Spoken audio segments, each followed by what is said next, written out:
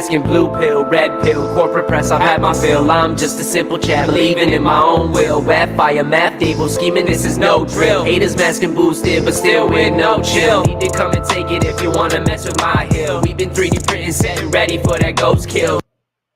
Hello, Canada, and welcome back to another episode of the Maple Pill. I think we're on episode 78 tonight.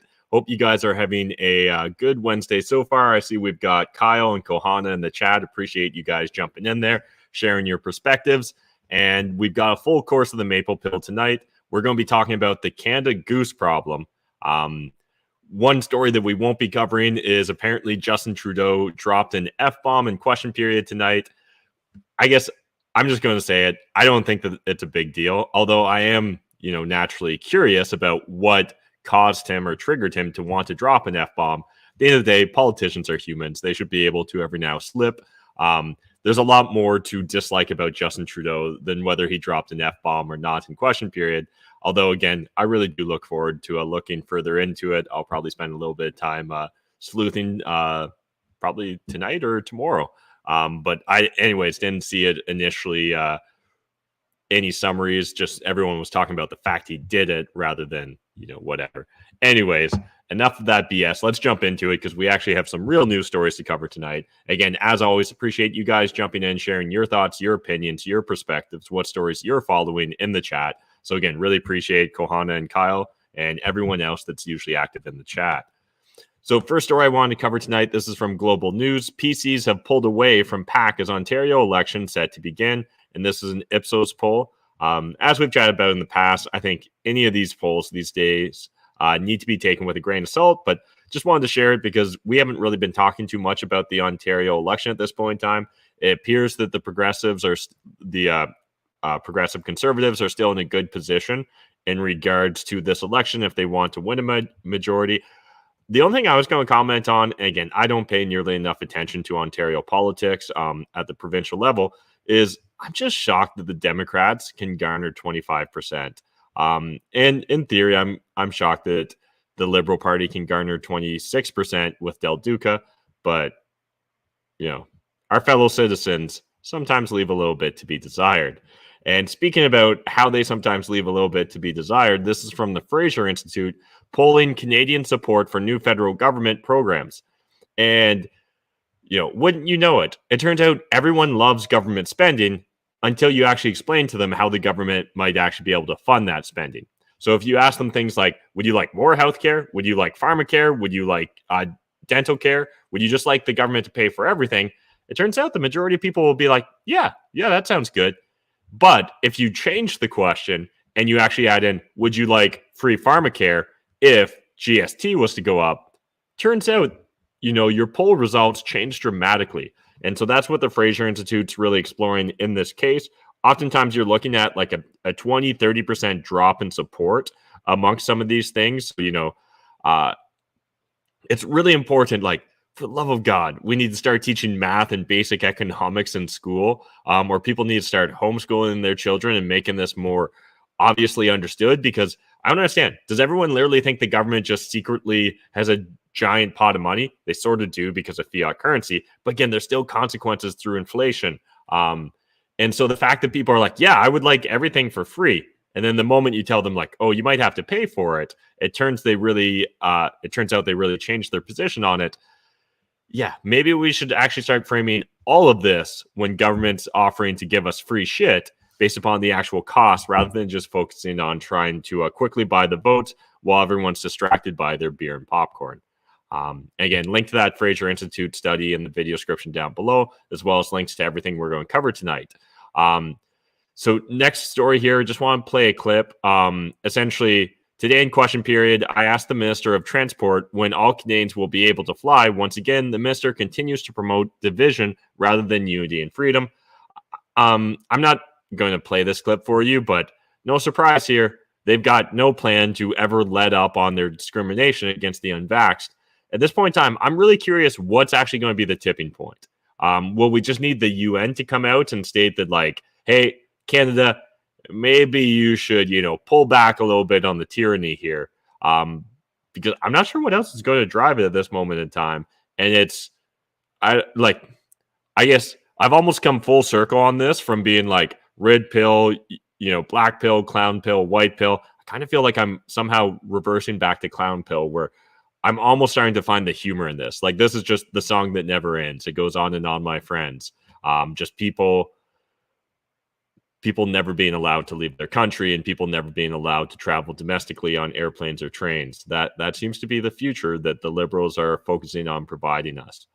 Next, from True North, British Columbia introduces law to collect racial data of citizens. The BC government has proudly introduced the first ever race-based data legislation in the country, saying it intends to collect information on the races of all its citizens to fight systemic racism and better deliver government programs. Now, the moment anyone says they're from the government and they're going to solve your problem, that should be an immediate red flag. But what's fascinating here is that government appears to have just no understanding of history. And what I mean by that is, look at any time the government's tried to fight a war on something and whether that ended up actually changing jack shit, right? So whether we're talking about the war on terror, whether we're talking about the war on drugs, whether we're talking about the war on poverty, and now the war on racism, prediction, and this is just my humble perspective on things, 5 or 10 years from now, I think we're going to find Canada far more racially divided than anything that they pretend to talk about in this day and age. And it's because of crazy policies like this. And it's even just interesting the way the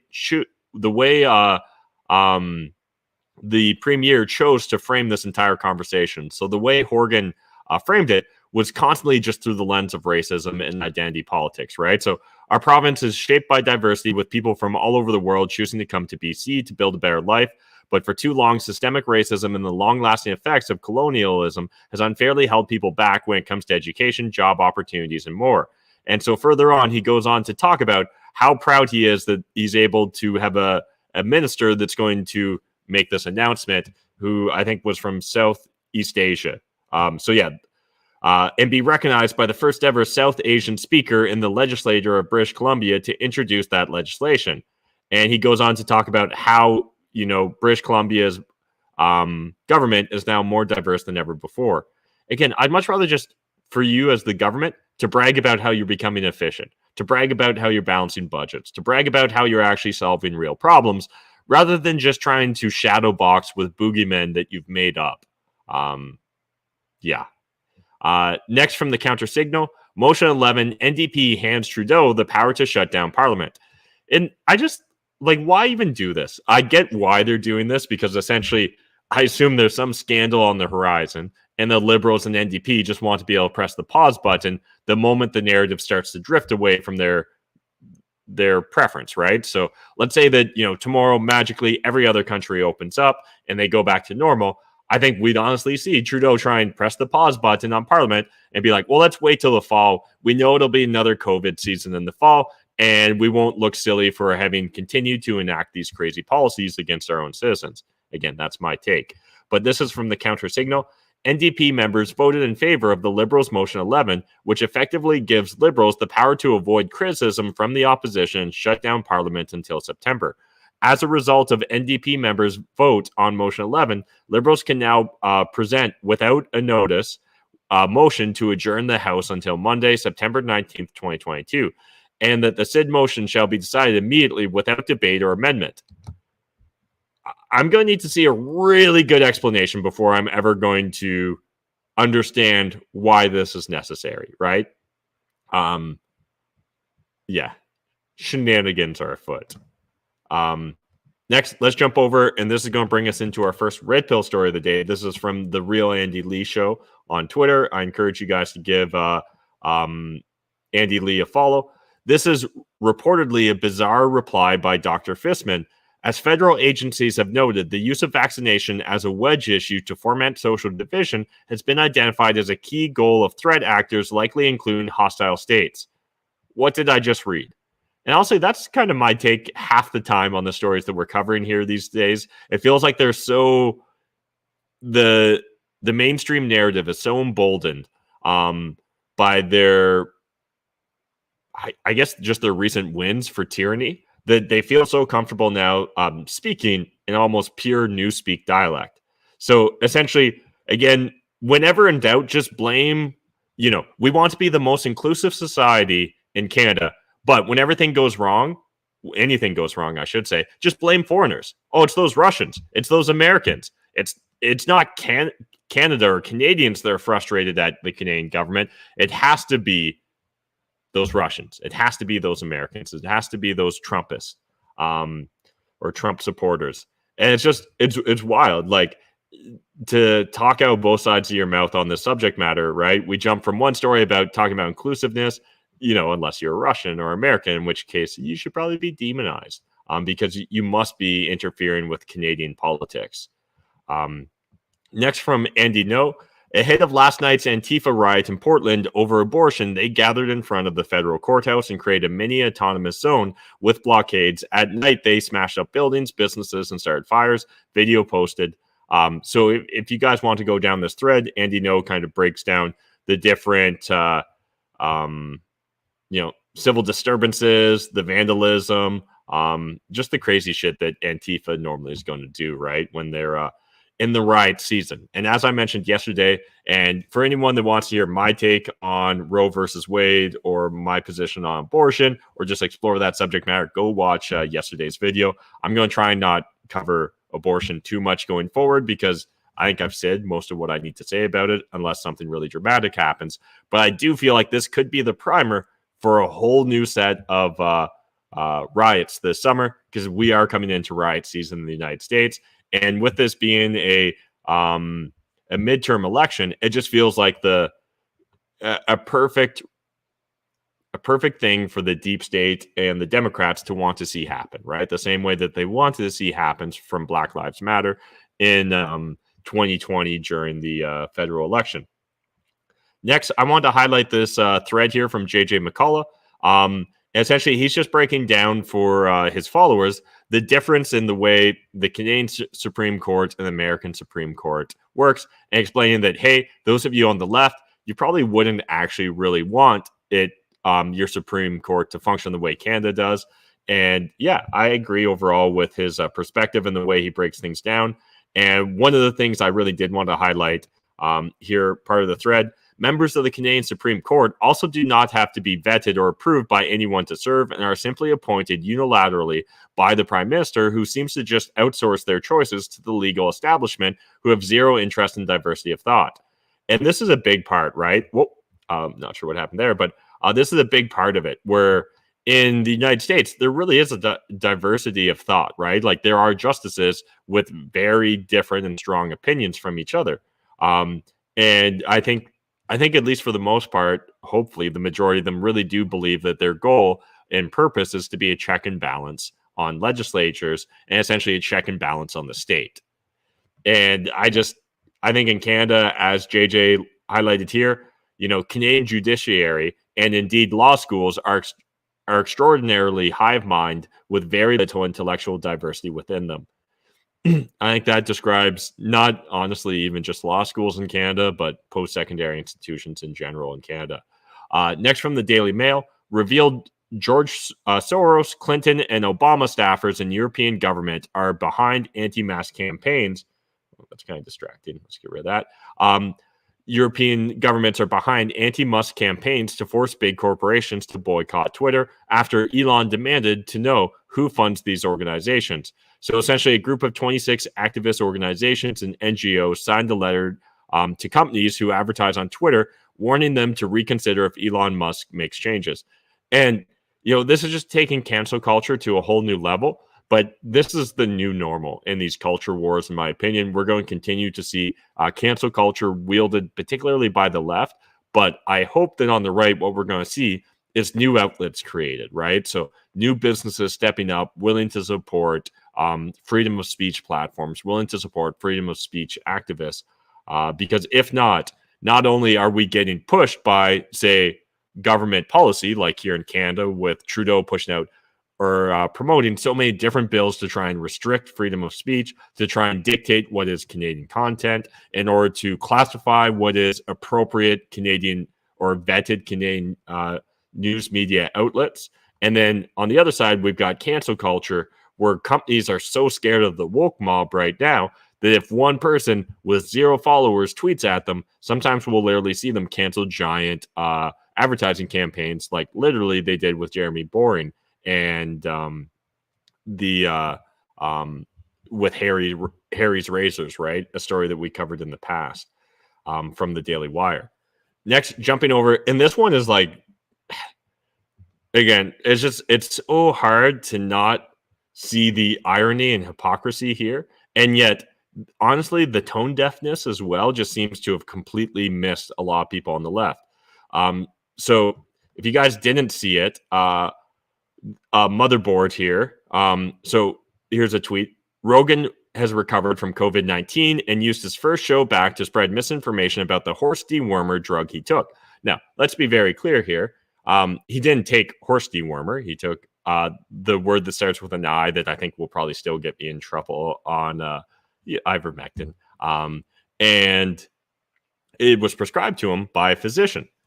Meanwhile, now that Roe versus Wade potentially is going to be overturned, again, reminder, it hasn't been overturned yet, and that doesn't immediately mean abortion becomes illegal in the United States, and certainly it won't become illegal in certain states, right? It'll only potentially become more restricted or become illegal in red states. But then Motherboard here tweeted out, I think this was yesterday, misoprostol is relatively easy to acquire from veterinary sources since in addition to medically inducing abortions, it's also used to treat ulcers in horses. And so literally Vice.com broke down how to DIY abortion pills. I'm sure nothing bad will come from this, but I can't help but notice how literally last news cycle, when it was the current thing, denouncing horse medicine was so important. And now sharing DIY recipes on how to create abortion pills based upon real horse medicine here now. So again, even if this is used for humans, they're actually telling you go to a vet in order to source your drugs. This is just like, you know what? I can't help but feel that the powers that be are literally trolling me in this moment in time because this just seems so absurd. But don't just take this tweet for it. If you want, there's an entire article from Timcast here. Twitter allows posts promoting DIY abortion alternative on their platform. Vice promotes horse drug for post-Roe versus Wade abortions. Yeah, and again, hopefully, I hope that this is just a fringe minority of like shit posters on the left or provocateurs, but we'll see. Next, this is from Odell, who's a Bitcoiner and podcaster. Every American internet provider, payment app, and bank has been ordered by a federal judge to block 3 streaming services. This power will be abused. If you are not paying attention, you probably should. And yeah, and this is wild when you really break it down, right? Like that one sentence there maybe doesn't seem like a big deal, but every American internet provider, payment app, and bank has been ordered by a federal judge to block 3 streaming services, which are like pirate streaming services. Again, just to have these blanket things against someone that really the greatest thing that they're like, the worst thing they're doing here is infringing upon copyright laws, right?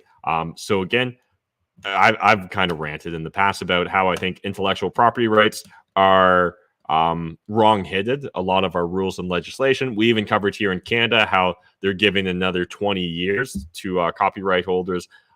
This is not the path towards freedom. This isn't the path to an open society. And honestly, once the precedent's set, once they do this once, we're going to see this used again and again. So whether it gets used in the future, if another social media platform steps out of line like Parler, whether we see in the future against someone like Elon Musk and Twitter, all I can tell you is once government gets power, they literally never willingly give it up.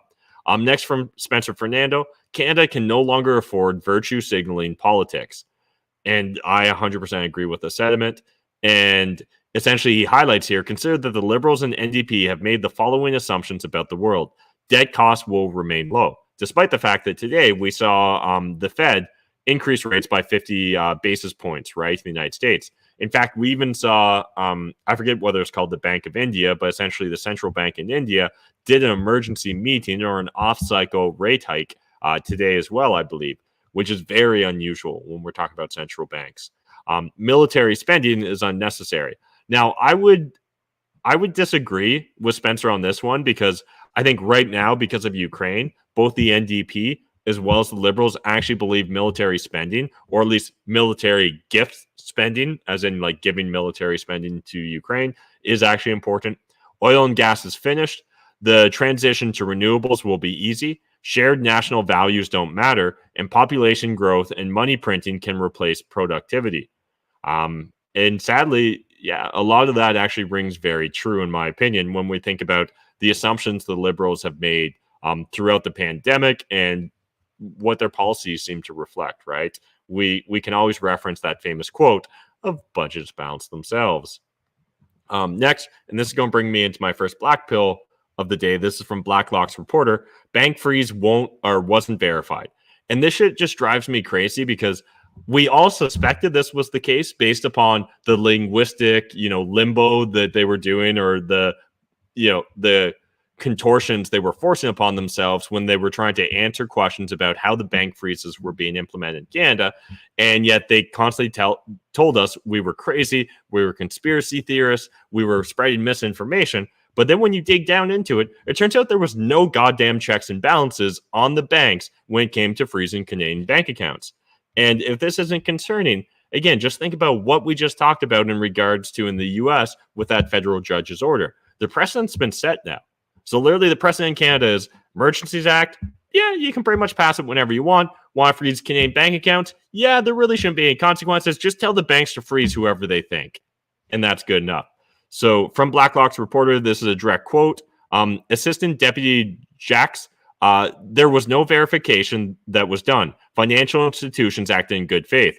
MP Fortin, you are certain of that? Why are you certain of that? Assistant Deputy, what I mean is that we didn't do any follow-ups to ensure. MP, that wasn't important, you assumed? Assistant Deputy, I didn't say it wasn't important, but you didn't do it, from the MP. So yeah, again, they just assumed that Canadian banks would never do anything wrong. Yeah, I don't see why giant corporations that are at the behest of government would ever step out of line, right? Why they wouldn't want to demonize the political opponents of the current regime. Seems pretty reasonable. Yeah, this is the state of Canada. And like, honestly, it truly is wild. Like, it should drive all of us crazy that they're so flippant with our individual rights and freedoms. And this should just be one more lesson why all of us need to get the hell off of the fiat standard. Start learning about Bitcoin. Start stacking sats. Start buying gold or silver. I don't give a shit, but stop using the Canadian dollar. This is such bullshit. They're only using it as a weapon against us. And it turns out that's actually been the way fiat currencies have been used throughout history and society, is it's actually just a weapon against the average person, right? It destroys the lower income and middle income's ability to save for the future. And if it wasn't for real estate in Canada, the middle class would have no foot to stand on either when it comes to savings. Now, I'm sure you guys have seen some of these clips in the past, but I always feel like they're worth resharing. So this one came up on my feed recently. This is from Conspiracy Bot, essentially just highlighting how the same news organizations that are constantly telling us that it's dangerous for Elon Musk to own Twitter, or we need, a ministry of truth to stop misinformation and disinformation, kind of feels like someone's pulling their puppet And Fox strings. San Antonio's Jessica Headley. And I'm Ryan Wolf. Our greatest responsibility is to serve our Treasure Valley communities, the El Paso, Las Cruces communities, Eastern Iowa communities, Mid-Michigan communities. We are extremely proud of the quality, balanced journalism that CBS4 News produces. But we are concerned about trouble and irresponsible, one-sided news stories plaguing our country. The sharing of biased and false news has become all too common on social media. More alarming, some media outlets publish these same fake stories without checking facts first. The sharing of biased and false news has become all too common on social media. More alarming, some media outlets publish fake stories simply aren't true without checking facts first. Unfortunately, some members of the media use their platforms to push their own personal bias and agenda to control exactly what people think. And this is extremely dangerous to our democracy. this is extremely dangerous to our democracy. This is extremely dangerous. So we need to be really concerned about guys like Elon Musk or independent journalists who dare to go against the existing narrative. However, these guys here clearly they've got no nefarious motive, right? They've got no hidden agenda. They're not trying to manipulate public perception, right? This is simply, a coincidence. Great minds think alike, I'm sure, in regards to mainstream media, legacy press, news outlets. It blows my mind. It's like they respect us so little, in my humble opinion, that things like this, I think, are a nothing burger from their perspective. But I think clips like this can actually be a great reminder for, I guess, Joe Q public that doesn't have the time, the energy, or the interest to necessarily focus on politics to be like, that's weird that my reporter in Iowa is saying the exact same thing as the reporter in Michigan, as the reporter here, and not just like similar, but literally sometimes word for word the exact same language. And yet when it's framed as if it's a heartfelt thing, right? Here's these reporters standing outside of the normal news shot explaining how dangerous this is for our democracy. No, what's dangerous is anyone that's against freedom of speech. That is dangerous for democracy. Next from CTV News, and this brings me to actually the clown pill. I figured tonight was going to be a shorter show just because, I don't know, last night talking about abortion, that stuff's heavy. But Canada geese causing problems for cities as experts struggle to reduce populations. And so at this point in time, I'm just like, straight up, if experts can't figure out how to reduce Canada geese populations, I don't think you're an expert. In fact, why would we trust any expert? You can go kill the geese. You can shoot them. You can trap them, poison them. There's lots of different ways to get rid of unwanted Canadian geese. And yet this idea that experts struggle to reduce the population. The hell are you talking about, right? Like, think about how silly that it actually is on the surface, right? If experts in these cities are actually struggling because Canada geese populations are out of control, why are you an expert then? It blows my mind. If here at the Citadel, when the mice population's out of control, I said mice traps. You put out a little poison if you want. Problem solved pretty quickly. Just blows my mind. Now, admittedly, a good chunk of this article is actually spent on the history of Canadian geese and talking about how they were near extinction. And then, we have an infestation of them. And again, this is just one of those things where far too often, I think we see overreactions from policymakers that then create unintended consequences and unintended problems. Canadian geese are about to die off. Fast forward a decade or two later, it's like, we've got too many Canadian geese. It feels like, what's the story in Australia where I think they imported a certain animal to get rid of another animal, and then they need to import another animal to kill that animal, and the cycle continues. But straight up, if you can't figure out how to get rid of Canadian geese, I don't see how you're going to solve any of the world's problems or any Canadians' problems. Maybe you should just step aside and stop claiming to be experts. Next from Fee Stories, and this brings me into the white pill story of the day. From pandemic playgroups to a thriving micro school, how one edupreneur met rising parent demand for schooling alternatives.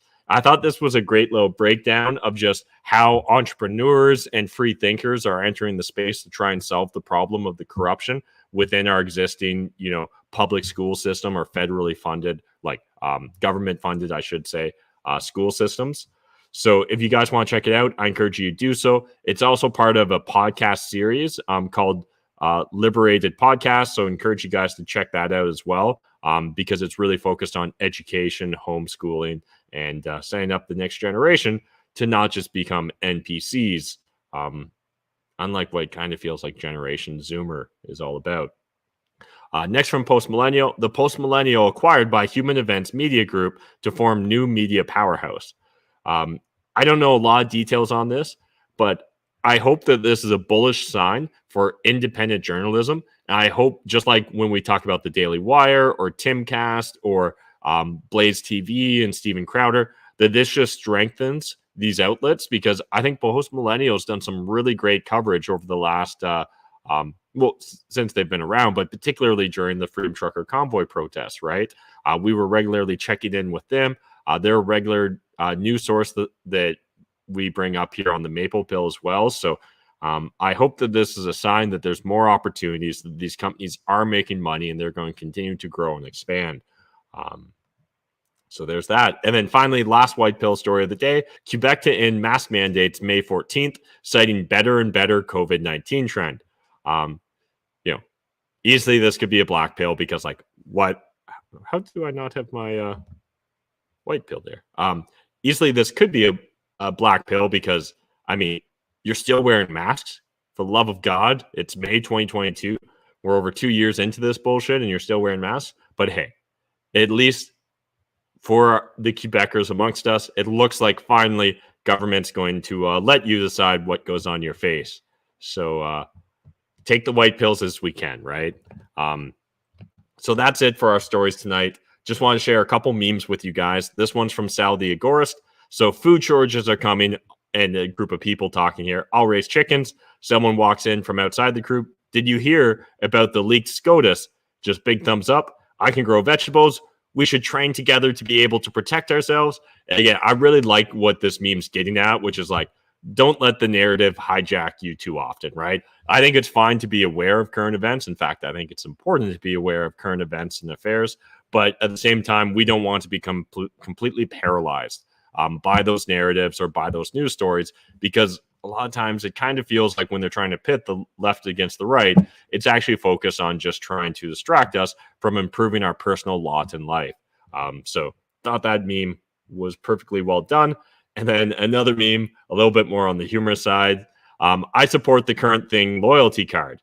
So whether it's Biden-Harris, whether it's Vax Me Harder Daddy, whether it's Ukraine, whether it's transgender rights and Disney, whether it's Twitter and blue check marks and Elon Musk, or whether it's abortions, if you support all the current things, well, hey, you're only 3 away from that free toaster. So good news there. And it's funny sometimes how these memes can seem to encapsulate an entire moment in time, right? This literally feels like it's the last 2 years perfectly broken down and explained to us. So that's it for tonight's Maple Pill. Like I said, I figured I'd go a little bit lighter just because there's so much news about abortions and Roe versus Wade. I feel like we did a good job of covering that last night, that I didn't want to go overboard on the subject matter. But I appreciate you guys making this a two-way conversation. Saw lots of people jumping in the chat as normal. So I'm going to quickly jump in there, see what you guys had to say. Let's pull up the chat. So Kohana, as always, was first in the chat. We had Kyle joining us as well. Appreciate you guys sharing your thoughts and hot takes. And Kyle was saying that, I'm one of his primary news sources because he's got 2 kids plus work. So I'm his go-to news source. I appreciate that. Again, I'd like to think that this is really just an opportunity, this show, this platform, as a springboard, right? Don't always take my word for it, but actually check out some of the links in the video description down below. Go down your own rabbit hole of research. Again, my hopes here is just to try and highlight some interesting stories, some things that maybe regularly aren't being covered in the news, or sharing a contrarian take or a different perspective on news that you're maybe constantly seeing in the current narrative. So again, appreciate you guys chatting in the chat, because that definitely does boost engagement. We have got Al jumping in there as well, Graham jumping in. Kohana says, I've never experienced racism in Canada, and I live in London, Ontario, constantly driving all over southwestern Ontario, never seen racism. Appreciate you sharing your experience. And honestly, I think that at least, I don't know, I grew up near London. Oftentimes we'd hear that London is constantly one of the most racist cities in Canada, but I think there's just this sort of, self-immolation or whatever, this desire to want to tear down anything that exists, right? And whether we're talking at the local municipal level, the provincial level, or the federal level, it seems like the vast majority of politicians, they believe that it's their job to try and enact policies to try and reduce that. And honestly, I think that when you just let people be people and they interact with each other, that's the easiest way to normalize relationships. I don't think that this identity politics, this pyramid of victimhood, trying to figure out who's got more privilege and who's allowed to speak based on their privilege, or having people essentially do struggle sessions like they would in a Marxist society, but to do struggle sessions about race, which honestly, I swear to God, I believe in the next 5 to 10 years is coming to a publicly funded school system near you. None of that's good. And I think that 5-10 years from now, we'll find ourselves in a more divided, more divisive society if we don't start to course correct sooner than later. Kwana also added, you guys, have you ever considered Singh and Trudeau could be having a thing on the side? Their behavior is quite odd, eh? I've never spent a lot of time thinking about that, but I'm going to need some mental soap now to get that idea out of my head, Kohana. Al jumped in here and said, what a coincidence that all those news broadcasters were saying the exact same thing at the exact same time. Totally random coincidence. There's a lot of coincidences these days, it seems like. Al also jumped in. If anyone watching thinks that it wasn't a coincidence, then you are a transphobic racist. Kwana saying, I want to help reduce the geese population. My oven is hot and ready and waiting. I know, we're constantly talking about how we need to feed the homeless.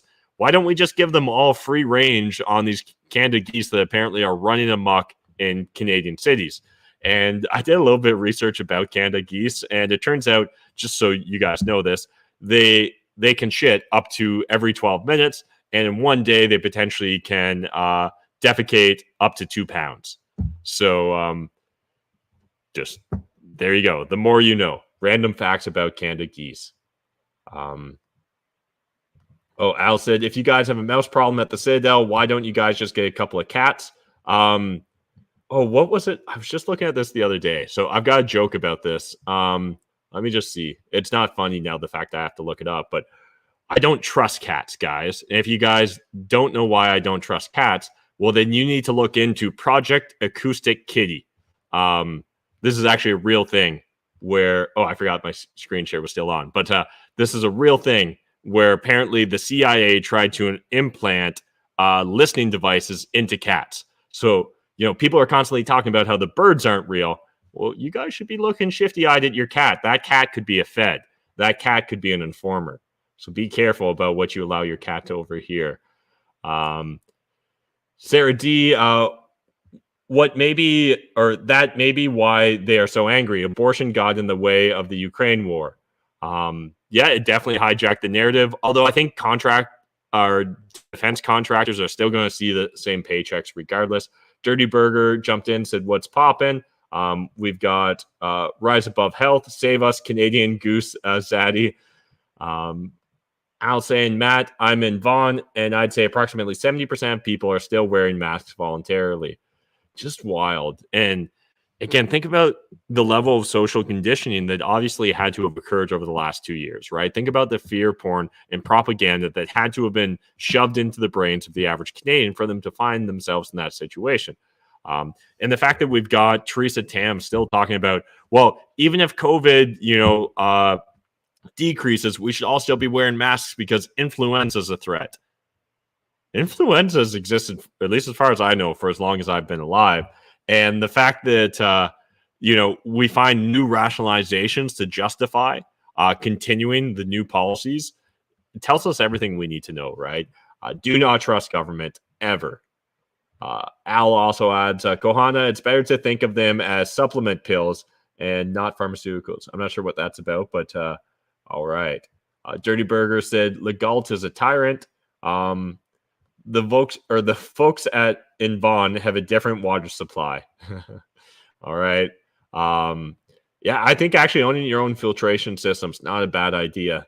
At the same time, there's lots of companies that will scam you door to door out of a lot of money for like water and air filtration systems. So please do your own research when it comes to that stuff. Dirty Burger is talking about drinking his own urine. I'm not that far down the conspiracy rabbit hole, but I've seen memes about it. Kohana, my future children will be homeschooled. I really do think that homeschooling, unschooling, supplement schooling outside of the public system, or at least just becoming more involved and more aware of what's going on, right, in your child's day-to-day lives. The state wants everyone to be dependent upon them, and in order to do that, they need to cut the social ties. They need to cut the familial bonds amongst individual citizens, so they feel isolated, they feel alone, they feel scared, so that they'll turn to Big Daddy government to solve all their problems. And, Big Daddy government will always find new problems that will constantly have to be solved in addition to the ones that they're personally occurring amongst us literally still to this day. Kohana says, I love cats, LOL. Well, just make sure your cat's not holding a microphone on you. Good News Bear, what if Trudeau was the head of the G7 and he's making up all the false flags in the West? I don't know if a drama teacher has got the chops to be a political mastermind. I personally am of the opinion that he just wants to be popular and he just wants to be powerful, right? He just wants to make sure that he's got that silver spoon in his mouth for the rest of his life. And he just wants a legacy. This is just my take on it. I personally get the feeling that he governs by emotions. So facts are just inconveniences that get in the way, or they're misinformation because they come from the wrong people or the wrong sources, rather than, being open to changing his position. But I'm definitely black-pilled when it comes to Trudeau. But I also think there's a heaping amount of incompetence or indifference to a lot of things, right? I think he's the sort of guy that would constantly talk about feeding the homeless and how important that is, and then would cross the street in order to avoid a panhandler. And not that that's a perfect analogy, I'm shooting from the hip here, but I imagine there's a lot of hypocrisy in Trudeau. And again, none of us are perfect. We're all hypocrites to a certain extent, but there's a big difference when we're talking about hypocrites, when one wants to rule over you and the other's just the average citizen minding their own business. I'm just the average citizen minding my own business, not trying to tell anyone else how they have to live their lives. I may encourage certain behaviors. I may try and even reward certain behaviors, but I'm never actually going to demand that you behave or that you fall in line with my personal moral or ethical code. Just live and let live to the furthest extent possible, but we need to try and really, reduce the power the government has, because they will never abide by that live and let live sort of framework. Anyways, enough of me ranting and raving. I want to make this a short episode tonight. I appreciate you guys hanging out with me. If you enjoy what I'm doing here, smash the like button, hit subscribe if you're new to the channel. If you want more Matt McKeever in your life, you can find me on Instagram. It's Matt McKeever Unfiltered. Mainly just me sharing like shit posts and memes and things like that. And then finally, if you guys hate watching this on Big Tech, I don't blame you. You can find these episodes. I upload them afterwards on Rumble and BitChute. And hopefully this weekend, I'll carve out some time and figure out how to parallel stream on Rumble while also doing the Facebook and YouTube thing. But anyways, appreciate you guys. Know you're not alone. The government wants you scared, isolated, fearful, all that bullshit. And the fact that you're not really pisses them off a lot more than you'll ever realize. And if nothing else, that probably should always be a white pill for us. All right, I'll see you guys tomorrow, 7 p.m. Eastern Standard Time, same place, for another episode of the Maple Pill. Night, guys.